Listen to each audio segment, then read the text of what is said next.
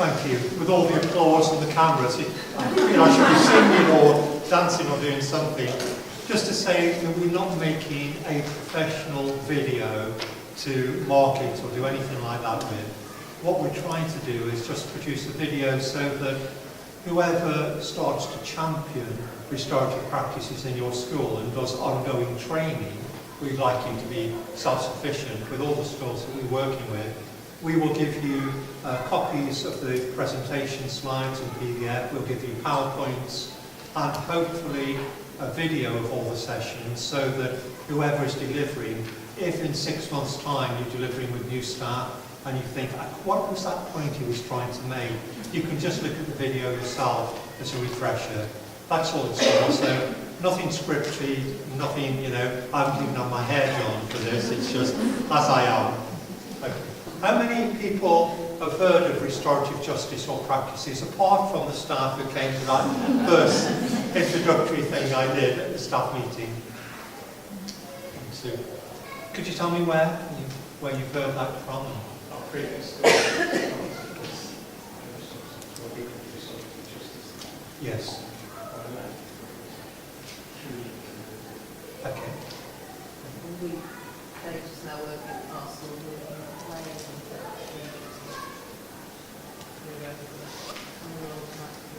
Okay, excellent. So 2 people have some knowledge and experience of that, but quite embryonic knowledge and experience, is that right? Well, with the restorative practices, there are a lot of schools now in the UK who are running down this route with restorative practices. I'm involved with Portsmouth, the schools in Portsmouth, also the social workers and the CAMS, Children and Adult Mental Health Service, and the NHS. And all of the people in Portsmouth who work with children and families are going to be trained in restorative practices, so everybody's using the same language. We also try to train pupils in the schools as well as staff. We've trained staff at Ivy College, and we've trained people in the university in Portsmouth. And they've set up their own restorative team in the university, and they don't call it restorative practices, they call it Stop It, which is very kind of, powerful young people stop us in. You've got a problem, stop it. And this is the way to do it. And for me, one of the real joys in seeing it rolled out in the school system is that if we teach people in primary school, junior school, infant school, secondary school, in the college and in the university, they will get the same message all through life, and it will equip them not just for the benefit of the school and the interaction in the school, but it will equip them with skills to resolve conflict wherever they are, whether it's in the family, with the next door neighbour, in the workplace. We're doing quite a bit of this in the workplace as well, which is quite interesting to see how it rolls out. So with a school, when you take on restorative practices and develop a restorative culture, and the culture is really, really important. I've been to lots and lots of places where people have been trained as a restorative practitioner, but it's not worked in their environment because they're a lone voice. Whereas when you create a culture in your environment, everybody's on the same page, it really works. And statistically, it's been proven, and I'll show you some of the stats as we go along, that exclusions, negative behaviour, bullying, referrals and punishments are all reduced radically when you introduce a restorative culture. Apart from that though, apart from the quantitative things that you can measure, every school I know, once they've started to introduce this restorative culture, says that there is a qualitative measure that you can't really measure. It's a happier place to be. There isn't any bickering or arguments. The pupils are able to resolve their own issues. Even staff problems get resolved through restorative practice. So the atmosphere in the school radically changes. In 1970, in the West, in Canada, North America, and also in New Zealand and Australia, they realised, like we do in the UK, that our justice system wasn't very effective. It was breaking down, it wasn't working, it wasn't fit for purpose. So what they started to do in those particular countries is look at indigenous people groups and look at their justice system. That picture in the background there is of the Hawalabay Indian tribe, and the chap up there, looking very resplendent and official, is a judge called Joseph Fliesaway.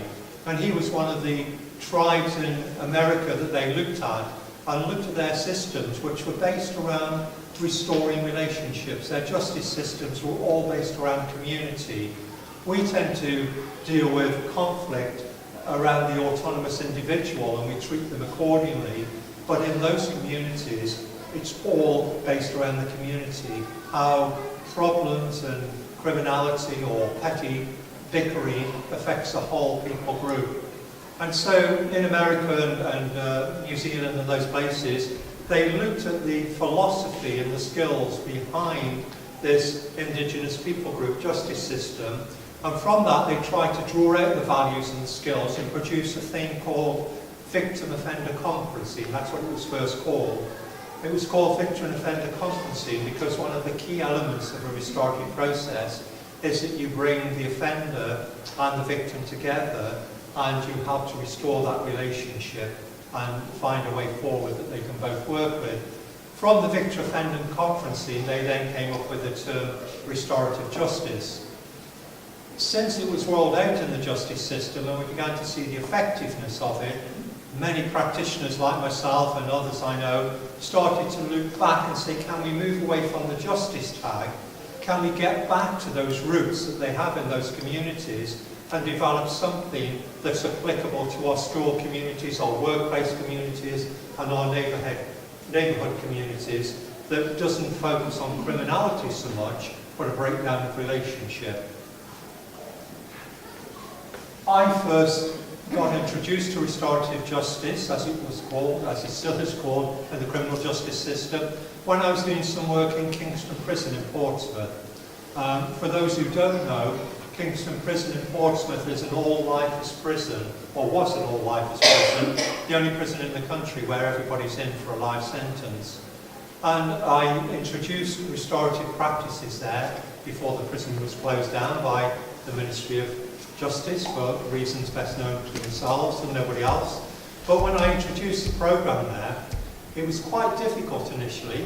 I had to twist arms of staff and the prisoners to engage with the programme, because when you're a life sentence prisoner, you're exposed to loads and loads of programmes that you have to go on, loads of courses, a huge psychology department, brilliant education department. I've met prisoners when I was working in the prison system who have gone in fairly illiterate and have 2 or 3 degrees now.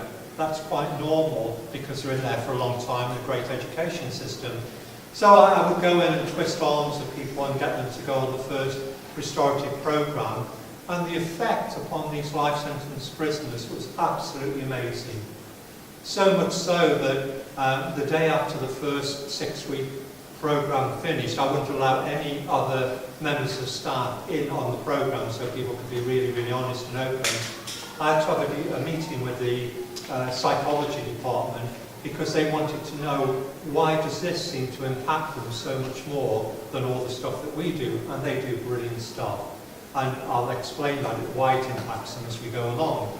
But in the justice system, we don't have Kingston Prison anymore, but we do have Winchester Prison. And in Winchester Prison, if people are in prison for 12 months or less, 68% will reoffend on an average of 6.6 times. It doesn't work. If they're in there a little bit longer, then something like 40% will reoffend 4.1 times. I'm not sure why that is, why it goes down if they're in that much longer, whether it's a fear of, a longer prison sentence again, or whether it is some of the benefits of the programmes they're on. I suspect it's a fear of the longer programme, to be quite honest. And on the Isle of Wight, where it's quite a long-term prison, 28% will reoffend 3.7 times. When restorative justice is introduced into the mix of criminal activity, reoffending is reduced by 50%. Absolutely amazing. Really big impact. So, In a punishment-based system, which we call retributive justice, there are three elements in that. The question is, what law has been broken? Now, this translates directly into school, it translates directly into the home or to the workplace. The focus is on rules or laws being broken. And you know, in the criminal justice system, the law that's broken is against the Crown. That's why we have Crown prosecution. Absolutely nothing to do with the victim.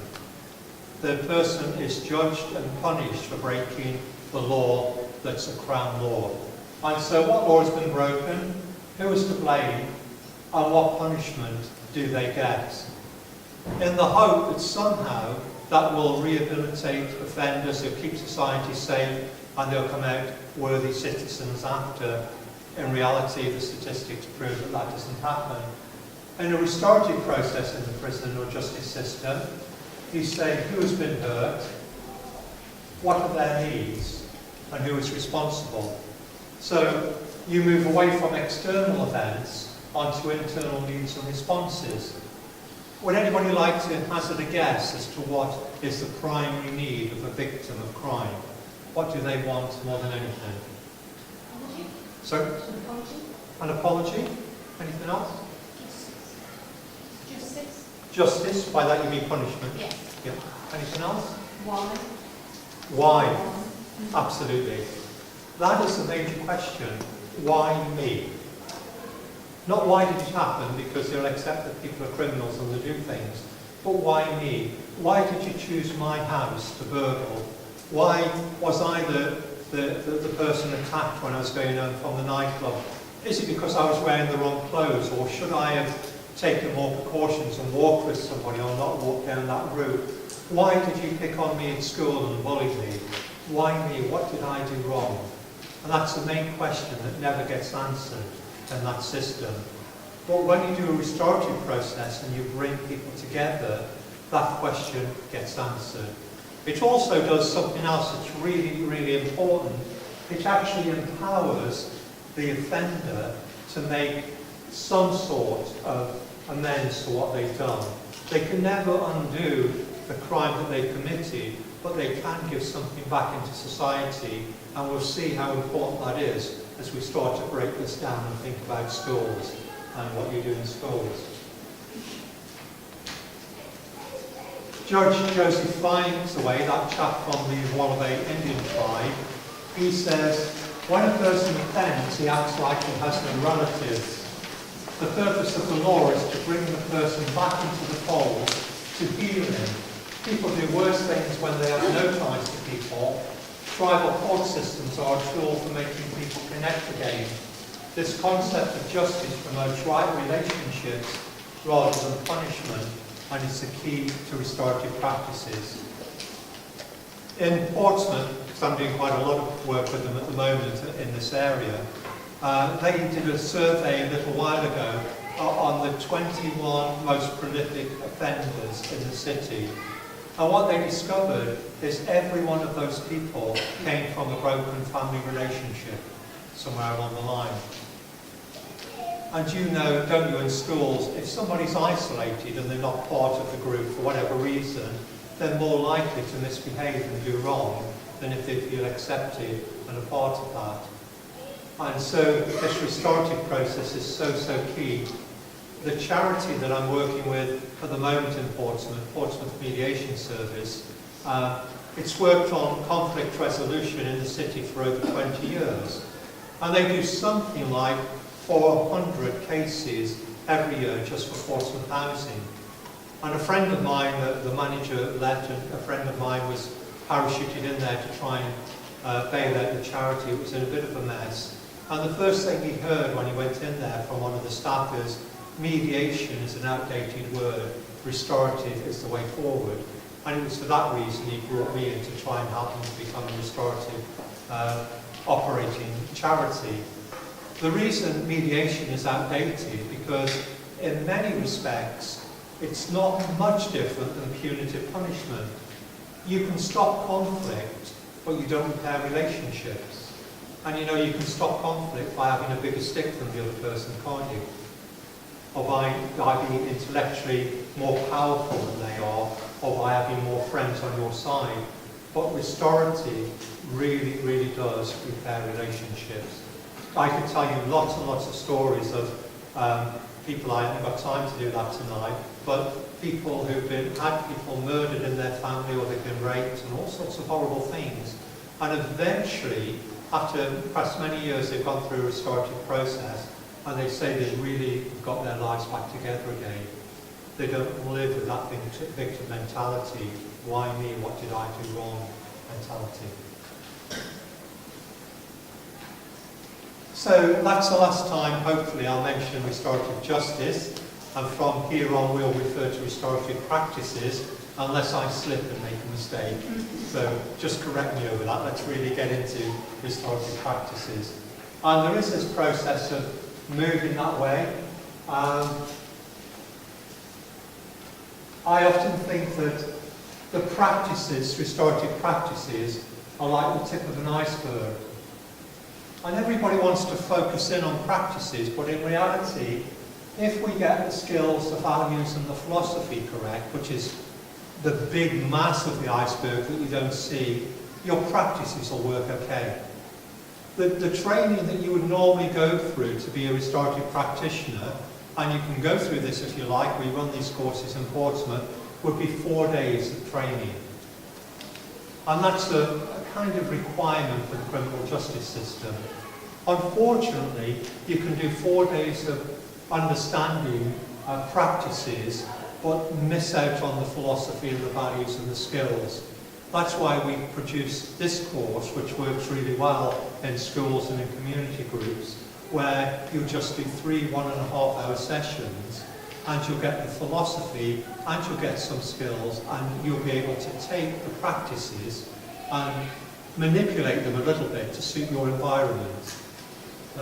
There are things that you need to be aware of that provide safety when you do restorative practices, but everything else can be really quite flexible as long as you've got the skills and the values and the philosophy correct. In restorative schools now, moving away from retributive and restorative punishments, we do have punitive approaches in the school, don't we? And the reason we have punitive approaches is that we want to suppress misbehaviour, because we see misbehaviour as either a sign of a failing student, or a failing school, or a failing teacher. The same applies in the home. Misbehaviour we see as a sign of failure, failing parents, or failing with the children. And so we try to suppress misbehaviour, and we do by authority-driven discipline. And the action is focused on identifying the misbehaving students. Exactly the same at home, isn't it? Get up into your room and don't come down until you say you're sorry, or until you've done your homework. All that kind of stuff. And in doing that, punishment and exclusion from a top-down authoritative position, we try to control misbehaviour and motivate behaviour changes. I want to kind of maybe raise a red flag here and say, I don't believe that changes the attitudes of the person who misbehaves. I want to suggest that what that does is help them to make a pain-gain calculation. It teaches them something but the wrong thing. Pain-gain calculation. If I'm going to do this that I know is wrong, turn up plate, pizza, biscuit, whatever it may be, or tell that person what I think of them, what pain will I get from the punishment? Okay, I know what that is now. How can I mitigate or avoid the pain and still get the gain? And there's that balancing act of pain-gain calculation. We do that all through life. We do when we use our flexible credit cards and stuff like that. This pain-gain calculation, it reinforces that. In the school situation, if somebody can't read, you teach them how to read, don't you? If they can't write, you teach them how to write. If they can't swim, you teach them how to swim. If they can't play football, you teach them how to play football. Failed miserably at my school with me, but you try to do that. The question is then, if somebody can't socially and emotionally interact correctly, why do we punish them rather than teach them how? And with a restorative approach in the school, that's what we try to do. First of all, you look at misbehaviour and recognise it's an opportunity for social and emotional learning.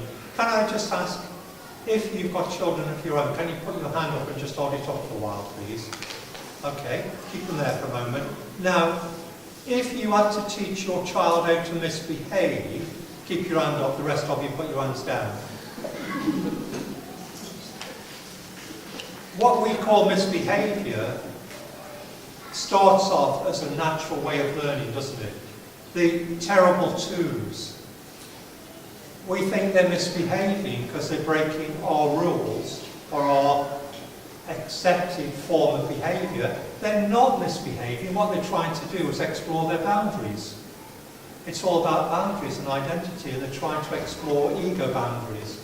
Very often what children, teenagers do when they go through that strange thing from about 13 to 19 is they're testing again boundaries and their identity. Just because the things that they're testing are rules that we've made doesn't assume that they're bad. What they need to be done is they need to learn how to adapt and to socially and emotionally engage. So in a restorative process, that's what you do. And this really, really does equip people for life. It really does. So you bring people together who've been affected by the incident, and together, through conversation and dialogue, you bring an understanding and you repair the relationships. Now that seems very flippant, and probably many of you saying, you don't know the issues I have to deal with. You're right, I don't.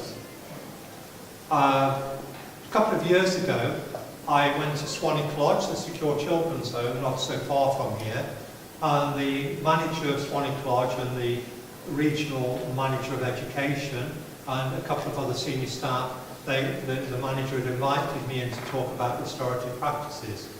And so I was talking to them about how it would work, and then the manager of education said to me, I've just got to say it won't work. And he threw on the table a copy of Maslow's hierarchy of needs, and you've probably seen that thing, have you? If not, you'll see it as we go through the training a little bit.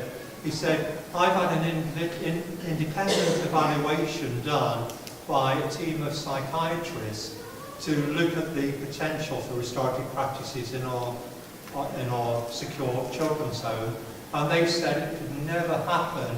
These children would have to be here for at least another 3 years to work their way up the scale of the hierarchy of needs before they would even understand that. And I said to him, I'm no psychiatrist, and I can't argue with them on a point of psychiatry, but I know more about restorative practices than they do, and it will work. And so they received similar sort of training to what you're going to receive. And within a year, probably, the last feedback I had from them was that the children were responding to the restorative practices and trying to model some of that themselves. Now, these kids are incredibly damaged. They have 12 resident children and 72 staff. That's how damaged they are. But it started to impact, and that manager then moved on to another similar home in West Sussex. And the last thing he said to me before he left, thank you so much for introducing this. I'll be in touch because I want it in my next place. So it does work, and hopefully as we go through this training, you'll begin to see why it works and how it works. Has anybody got any questions at this point, or any comments? We're a small enough group to shout out if you do have any. You won't be filmed, honestly. We're going to pixelate your faces out. Or put you those little marks on like they do with criminals, you know. Okay. Restorative focuses on personhood and not on events. And it treats everybody with positive regard. In counselling and psychology, they talk about unconditional positive regard. So when somebody does something wrong, you treat them as a human being to the best of our ability, looking for the best in them. and giving them opportunities to make amends. You focus on the needs of the harmed person. At the moment, every police and crime commissioner in the UK is pushing the restorative practice thing forward, and we do quite a bit of work for our Hampshire Police and Crime Commissioner, primarily because the criminal justice system doesn't work, but also because Europe has chucked a great load of money in the mix to focus on the needs of a victim, realising that that doesn't work in the criminal justice system. You look at the responsibility of the harmer, and it's grounded in restoring relationships. Have you heard of the social discipline window? Okay. It's something that's used a lot with social services and those sort of people, but very, very helpful just to highlight the way this works. On this axis here, we have control or limit setting, or I prefer the blue stuff as accountability. I must give credit to Watchell McLeod who came up with this. And on this axis here, it's all about support, encouragement and nurture. Down in that bottom left-hand corner, when we have no accountability, no limit setting, and no support, it's the not window. It's neglectful, and I put apathetic there. That's the sort of thing. I was doing some training in school in West Sussex about 2 months ago, and one of the governors was sitting in there. I think it was the chair of the Board of Governors, and somewhere in the training thing, they said to me, in restorative, is it ever right to say, Luke, just carry on, avoid that person and carry on and get on with life? And I said no. And the governor said, that's interesting, because one of the parents said to me when they came to collect their child that their child has had problems with bullying in the school. It was a primary school, so not very unfortunately, the head stood up and said, never in this school, is that right? I said, okay, I'll sit down there. The other thing there, when we have high control and limit setting or discipline, it becomes, and low support, it becomes punitive. And you do to them. You decide what's going to happen. You are going to do this. You're going to apologise. You're going to be, when I went to school, it was, you're going to stand outside the headmaster's office. When he comes out, hold your hand out for the cane. Believe it or not, when I went to school, that was so common that, and believe this or not, I used to wear Brill cream those days to keep my hair back, which is a greasy, horrible, mucky substance. And we used to believe that if we rubbed some Brill cream on our hands, and then if we could pluck a hair and put it across our hands and keep our hand perfectly flat, in some way or another the cane would lose all its force against the hair and it wouldn't hurt. Didn't work. Or my maths teacher, and maths was a subject I actually liked, he used to have a size 12 pencil, and he used to write in chalk Horace, a mirror image of Horace on there. So when you misbehaved, he'd whack you with his pencil, and in chalk it would leave Horace, and printed, you've been Horace. That was punitive punishment. It didn't work. It really didn't. It meant I didn't like my maths teacher very much, but it didn't do anything else useful. In this quadrant, when we give a lot of high support, but there's no challenge to change, there's no limit setting or discipline, it becomes very pastoral and we do for people. But in this top quadrant, which is restorative, where you have high limit setting and high support and encouragement, you work with people and you enable them to work through the problems and come up with the solutions. That's where we all ought to be. You know that as teachers, don't you? You might not have seen this before, but you recognise that that's where you're going to be, and that's where you want to be. And that's what a restorative process does.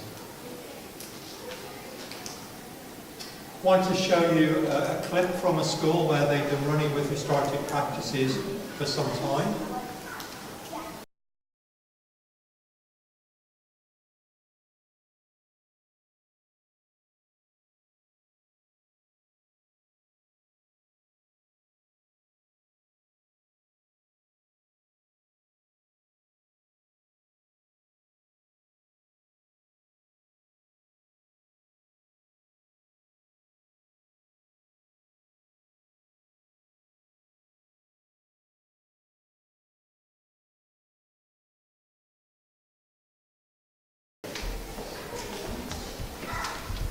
It's interesting, the head teacher of the primary school, in another video clip that shows some of the stuff being put into practice, she said that she was having something like 4 to 5 fixed-term exclusions, and she was losing approximately 6 staff every year because of the behaviour of the pupils.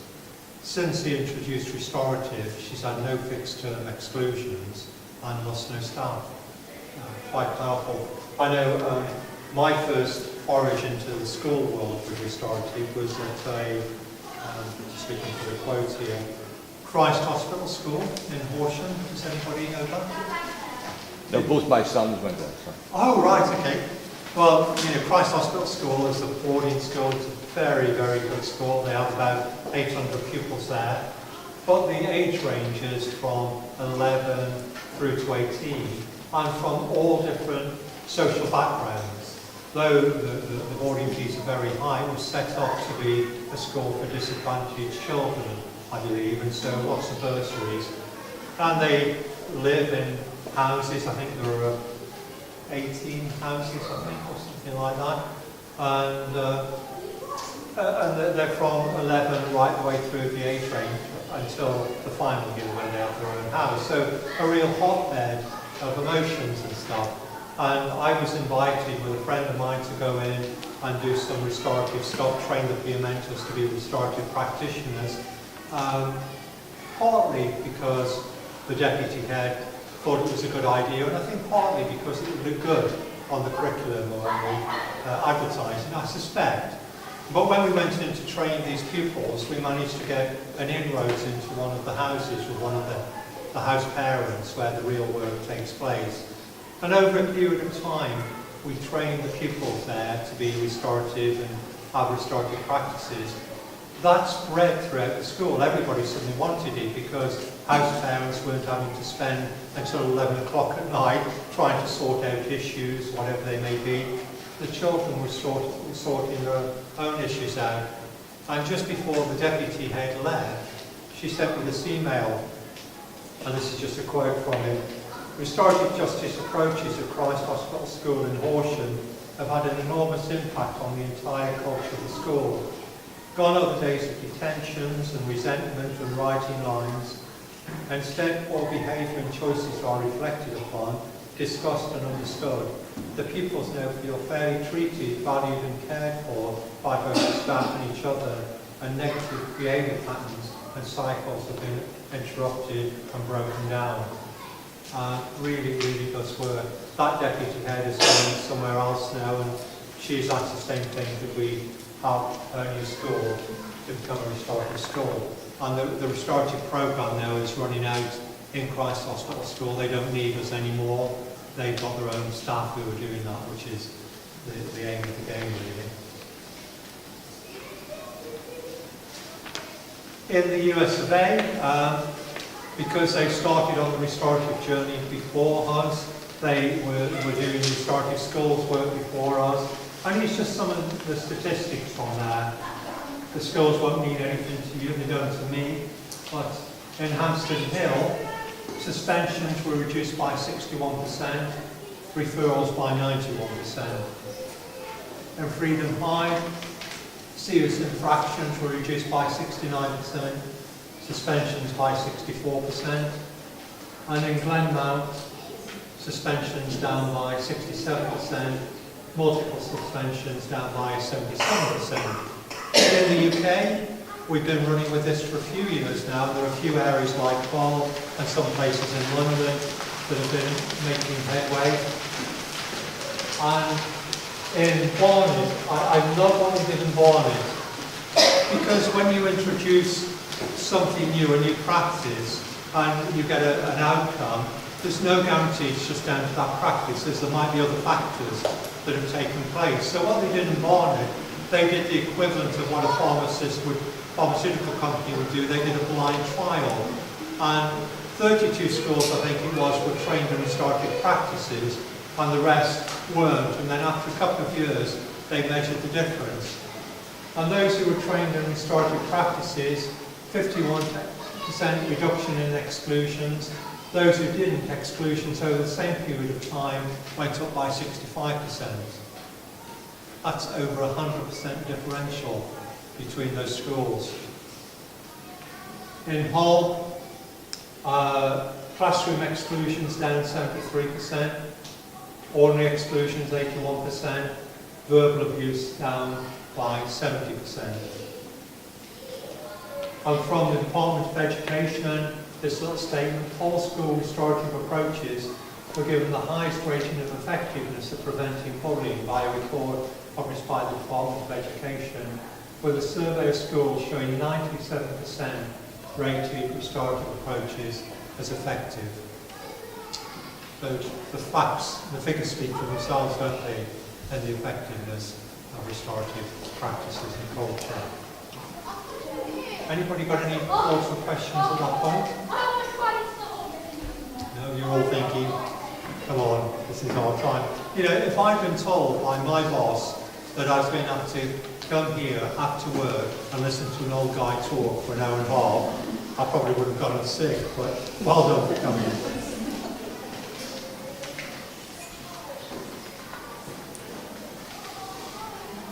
We'll look at this a little bit more in the third session, but if we consider this pyramid of escalating problems in the life of the school, most of the stuff that you do with restorative, along with all the other practices you're doing, are based in this area where most of the people live and have their being. And with restorative, it will enhance some of the things you do in the home in developing healthy relationships, identify common values, develop social and emotional skills and understanding, and promote personal responsibility. Now, if we get that right, it reduces the number of the things that escalate into this position where it's a little bit more difficult. But then restorative will help you to resolve difficulties, prevent harm, resolve differences, and build social and emotional capacity. And finally, when things get really bad and they end up there, with intense interventions, restorative helps you to repair, reintegrate, focus on accountability, and build relationships. And in the third session, when we look at a lot of these practices, and we'll look at lots of short video clips showing those practices happening in schools. Normally we would do role plays, but I know teachers don't like role plays, and I've never been any good at getting my own way with teachers, so we'll look at video clips. We'll see how that all fits in with these different levels of conflict in the school. Now, that little card you discovered, designed to fit in behind your ID card. This is the basis of all restorative practices. It's based around 5 questions.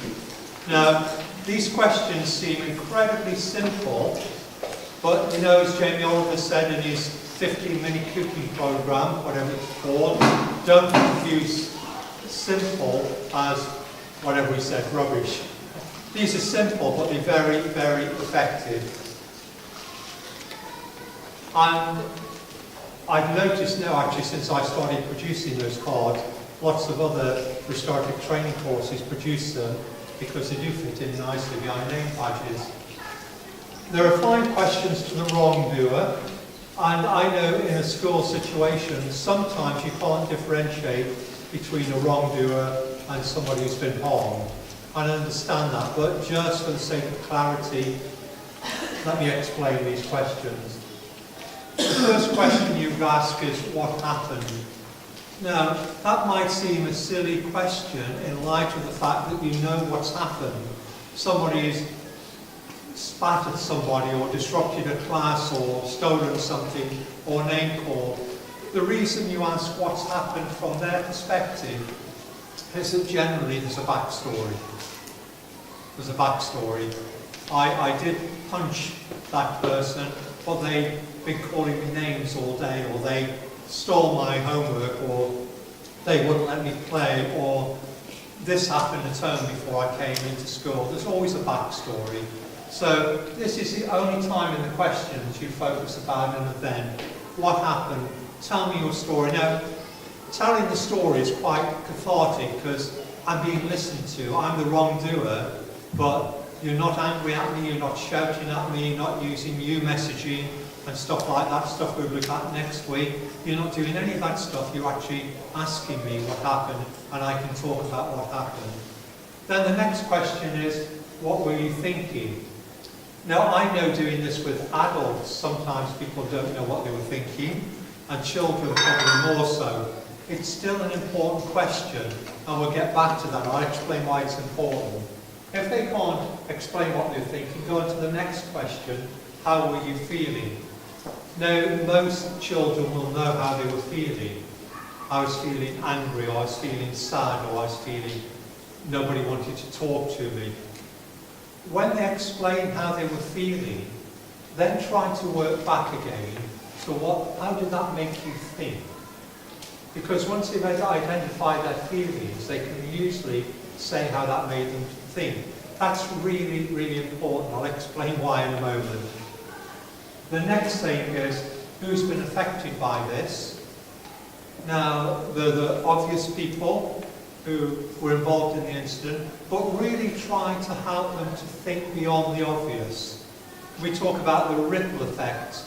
Every action has a ripple effect. So who's been affected? Well, little John has, because I called him a name. Were there other people around at the time who heard you call him a name or start fighting with him? Has John told his friends about that? Have you told your friends about that?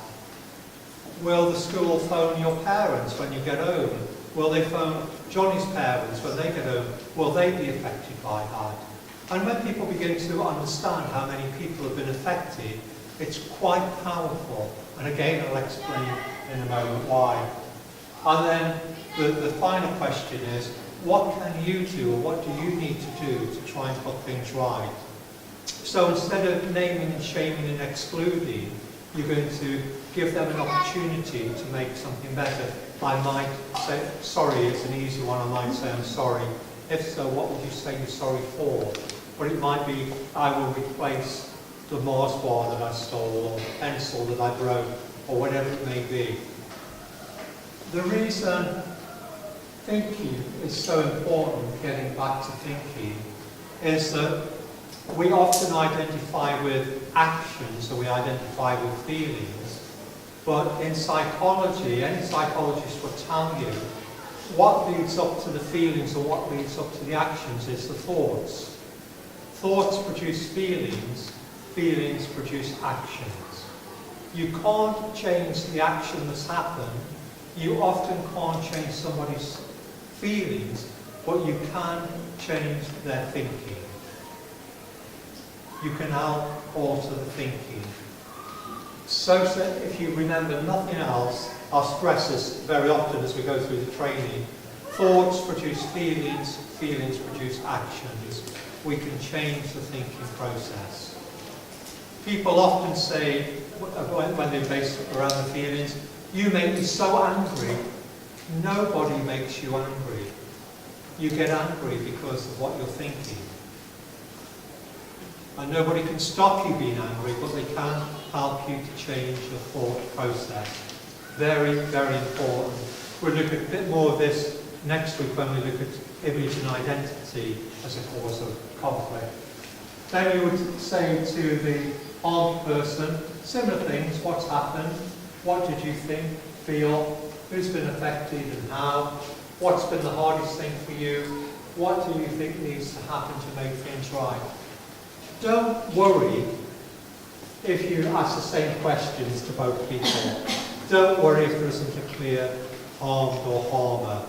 As long as you go through the process of what's happened, what were you thinking, what were you feeling has been affected, and what can we do to put things right. That's the key part of restorative practices. Everything's based on that. Why is it based upon that? Well, in neuroscience, if they, which they can do now, clever people, if they measure my brain activity when I'm expressing my feelings, the parts of my brain that are firing up in the frontal lobes if they measure the brain activity of somebody who's listening to me expressing my feelings, exactly the same part of the brain is fired up. And they call that mirror neural network. And that mirror neural network is what causes empathy. That's where empathy comes from. You know, when somebody, you see a friend perhaps who, they've got a big bruise and a black eye, and you say, what on earth happened? And I say, oh, my own stupid fault. I went to the supermarket the other day, it was pouring down with rain, it was getting dark, I was in a rush, my glasses were splattered with rain, I wanted just to get back to the car and get home. And you know that little step where the bike rack is as you come out and you park the bike? I didn't see it, I tripped over it and went, fools, fell on my face, flat on my face. When somebody's explaining to you, you probably all done this and you go, ooh, like that, there's a ooh. An involuntary response, isn't there, when they talk about falling on the face, as if you've been part of that. It's, ooh, that feeling. That's because mirror neural networks are created which form empathy. In America on death row, where the prisoner could be on death row for 15, 30 years, they've been doing restorative practices there on death row with prisoners, and even psychopaths and sociopaths who haven't developed those areas, those neural networks in the frontal lobe to be able to empathize, they discovered, as they were exposed to more of this restorative stuff and talking about feelings, that there was a change taking place. Then, being scientists as they are, they run back and do things with mice and rats and cut the brain, stain them, or whatever they do these days, and they realise that neural networks can start to develop. So this will work even with those children who perhaps haven't been exposed to that sort of culture and environment where they've been able to develop the parts of the brain that's needed for empathy. It can still have an effect upon them. With the ripple effect, I can't overstate that enough. It's really, really important.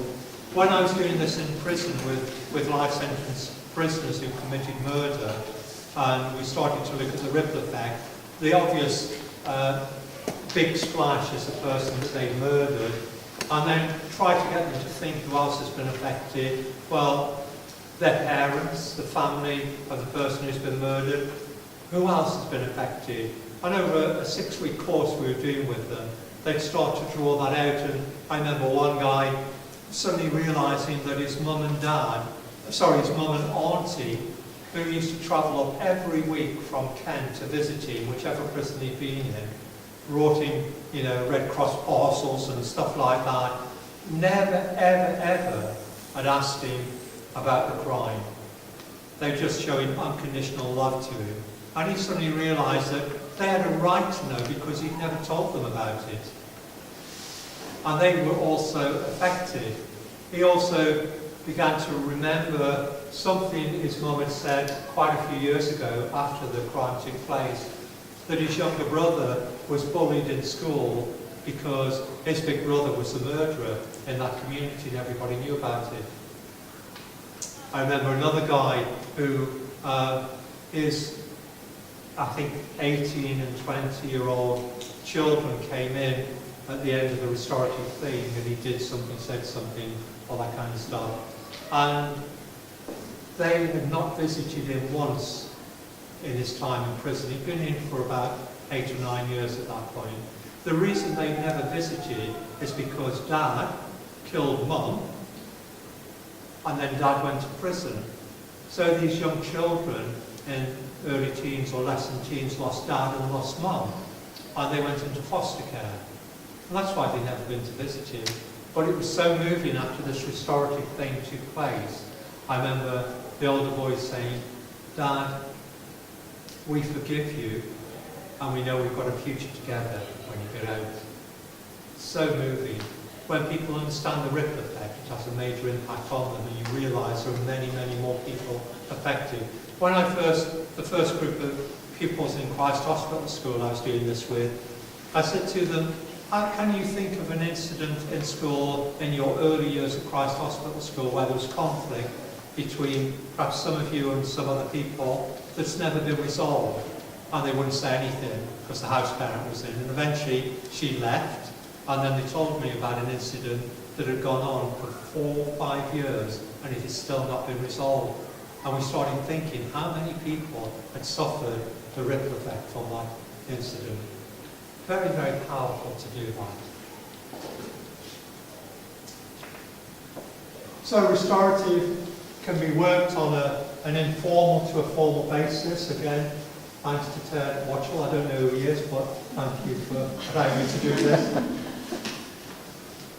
On the very informal scale, it's just using effective statements. When the children have learned how to do this, all members of staff doing this, and they would just come up and say, excuse me, miss or miss, I need to tell you this has happened, and I'm feeling really whatever it may be, and they talk about what's happened using that language.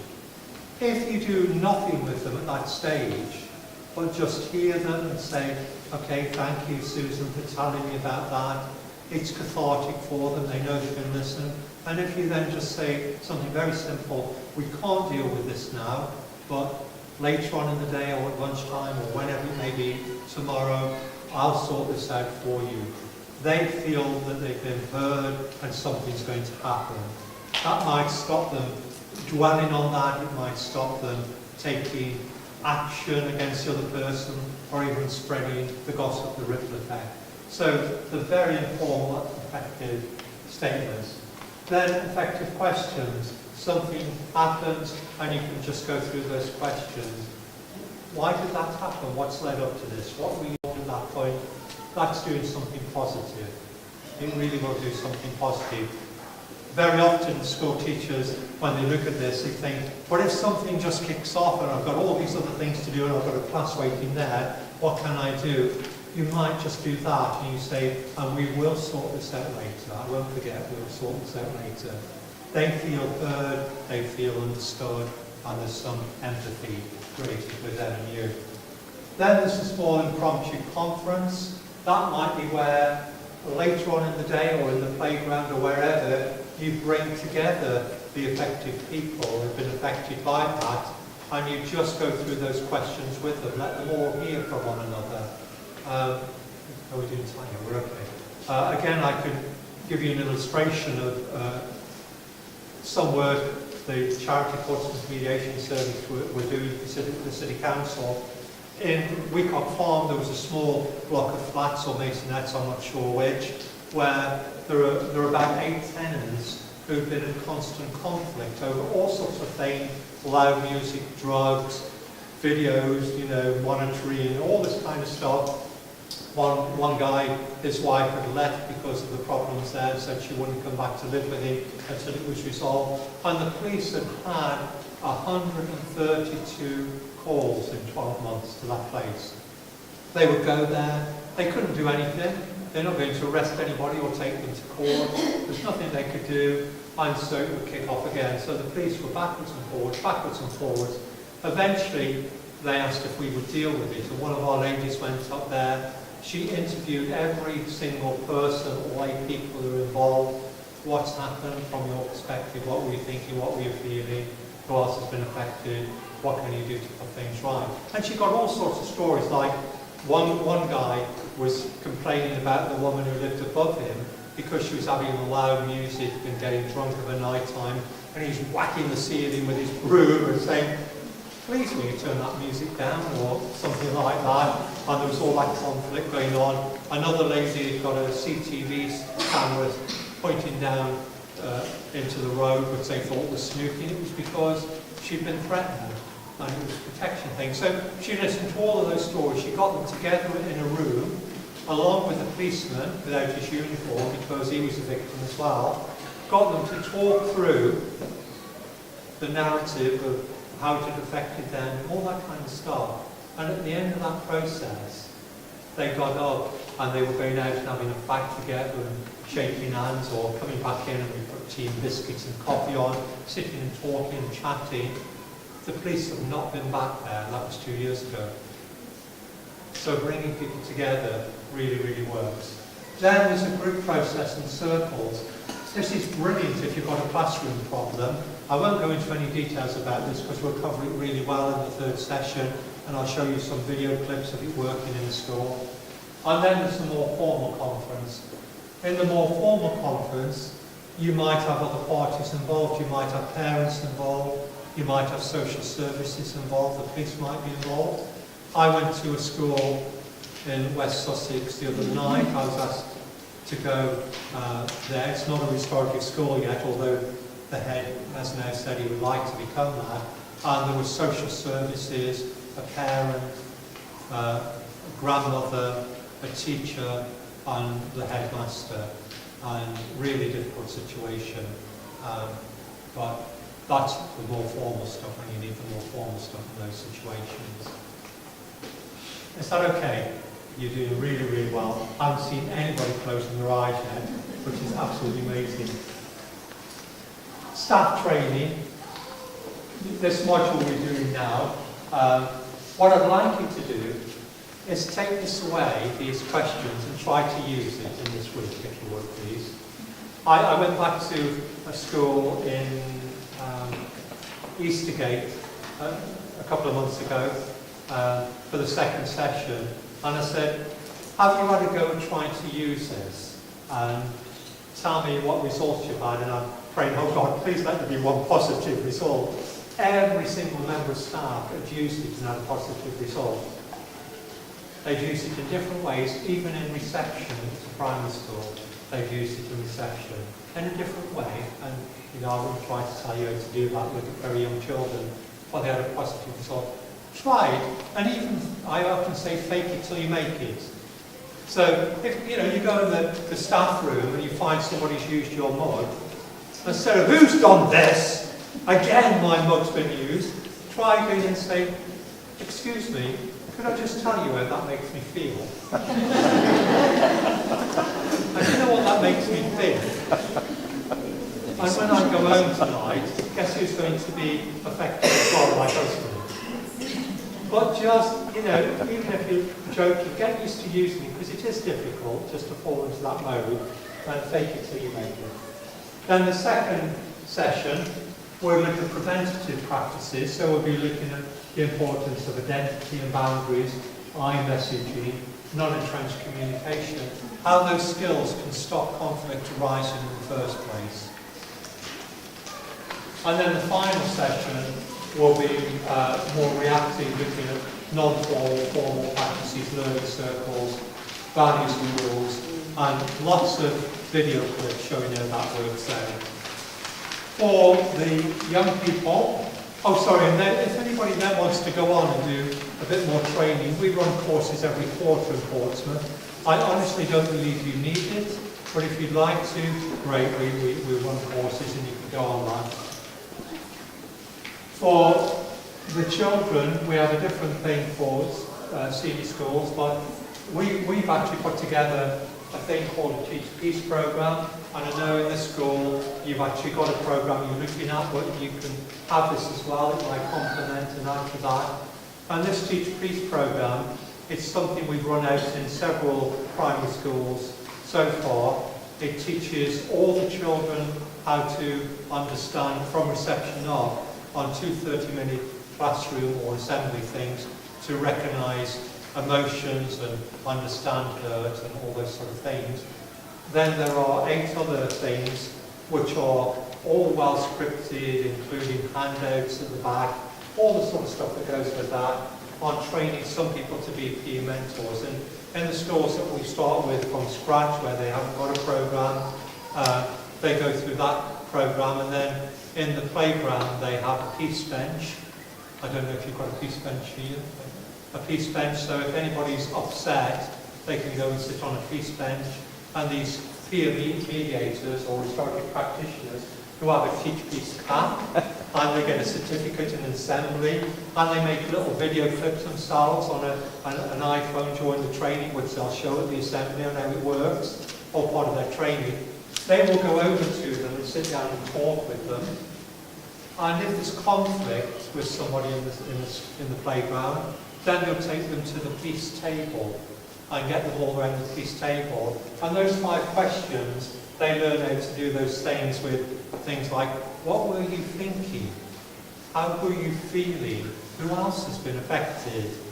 All that kind of stuff. I'm not going to try to do it any more than that. But there is that on offer. That's all for free. We don't charge for those things. And we have a different program in senior schools for pupils there. So that's about it. Unless you've got, have anybody got any questions or comments at this stage? Who's going to promise me you'll try to use those 5 questions? Please do. Thank you.